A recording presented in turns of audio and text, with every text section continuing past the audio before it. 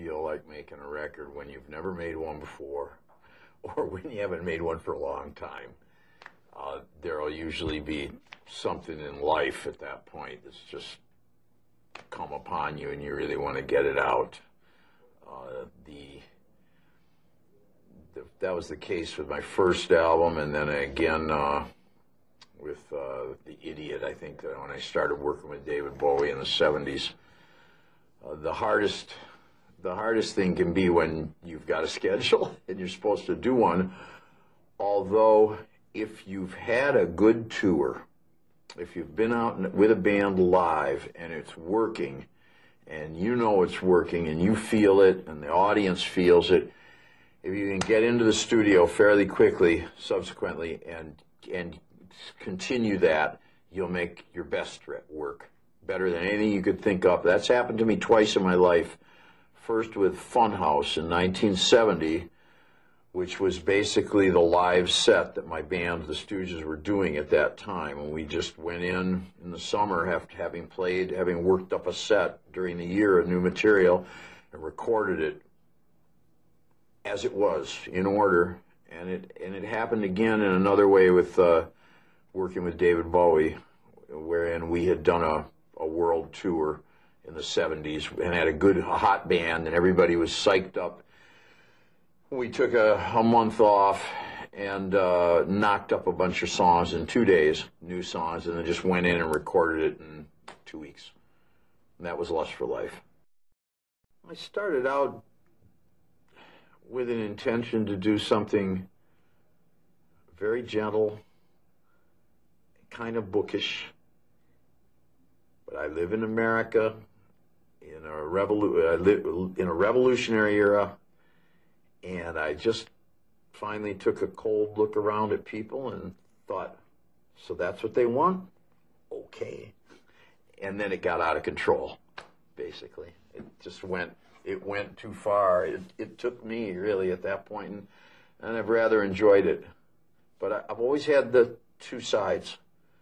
And I've never been really about, rock and roll. There's literature in there. I was inspired by the last big gasp of mass industrialism, which is Detroit.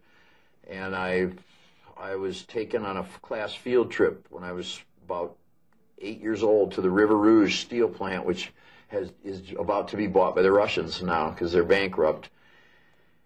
And those are the mills that feed the Detroit assembly plants. And I was taken to the sheet metal stamping grounds and all this, and I just remembered the awe of the organization and scale, the brute force of applied capitalism. I just sort of went, gee, and it went into me in a certain way and came out with us as a certain musical style. It's freeway music. The two things that you want to pay attention to are the song you're singing. Just sing the bloody song. Don't worry about your pants. Don't worry about where you're putting your legs. Don't worry about your hairdo. And other than that, you will pay attention to the crowd, one way or another. And once you get into that enough, I don't know who I am at that point. It's just really, and that's the best it gets. Rolling Stones in 1969 at Cobo Hall, or no, the sports arena in Detroit, whatever it was, Red Wing Arena, Detroit Arena. It's fantastic, incredible. There were no monitors, no light show, no reverb or gimmicks on the amps, just the driest, deadest sounding amps you'd ever heard. It was the first show they'd done that began to approach the length of a modern rock show. It was almost an hour long. Now, before this, when you saw the Beatles or Stones, you went to a 25-minute concert. That's what it was the first time I saw them. But suddenly this went beyond screaming girls to a bunch of not as innocent adolescents and post-adolescents and young adults watching and listening, and they were able to deliver.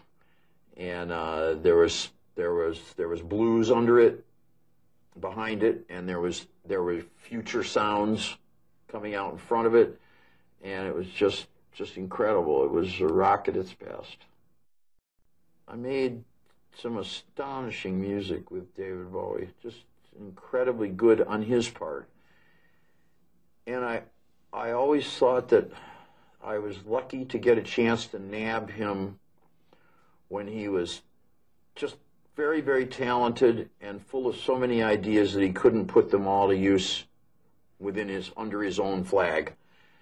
And he was able to try all sorts of darker experiments with me.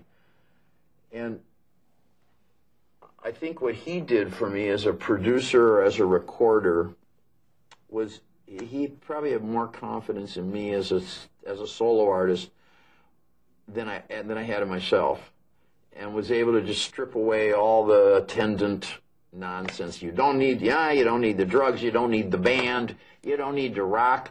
You're good. I'm interested in you you can do this and this. So I'll give you some music, and we sort of worked that way. And I worked as a little more of a serious lyricist than I had formerly. I'm like a lot of singers, or maybe not so many, but as a singer should be a good super groupie, a good super fan, and a singer will take on, the hip-hop artists call it representing. A singer will take on the characteristics of whoever he's working with and portray and amplify those. And I did that in one way for my first band, the Stooges, but in a much different way for David Bowie. He's interested in geopolitics. Well, I know a little bit about that, and that would come into a song like China Girl, which is a love song with geopolitical overtones.